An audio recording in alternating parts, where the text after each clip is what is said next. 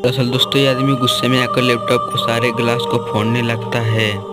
तभी उसे बारी बारी से बंद करके उसे अपने मालिक के पास ले जाने लगता है। तभी मालिक कहता, अगर तुम मोबाइल को छोड़कर दुकान पर फोकस करते तो ग्राहक बहुत ज्यादा आता। अब तो तेरे लिए मैं 20-25 लाख खर्चा करके लैपटॉप भी ले आया। तभी उन्हें कस्टमर की आने की एहसास हुआ। तभी बोला, कस्टमर आएगा आप तो सीधा बैठ जा। तभी कस्टमर उसके पास जाते हैं और बोलते हैं, भाई मुझे अच्छी वाली लैपटॉप दिखा, छोटे सारे मैकबुक लेके आ। आप चाय लेंगे या ठंडे? बस आप मुझे लैपटॉप अच्छी क्वालिटी वाली दिखाना। मैकबुक को लेकर आता है, लीजिए सारे मैकबुक को चेक करें। लीजिए आप ये देखिए। तभी आदमी जैसे उसे खोलता था उसका टच फूटा हुआ निकलता है। अरे भाई हमने बोला था अच्छे वाली लैपटॉप दिखाओ, ये तो फूटा हुआ है। तभी इनके साथ जो हुआ उसे देखने से पहले आप खाटू श्याम वाले बाबा से प्यार करते तो वीडियो को लाइक और चैनल को सब्सक्राइब करना ना भूलें। तभी आदमी उसे सारा बात बता देता है और उसे पुलिस के हवाले कर देता है।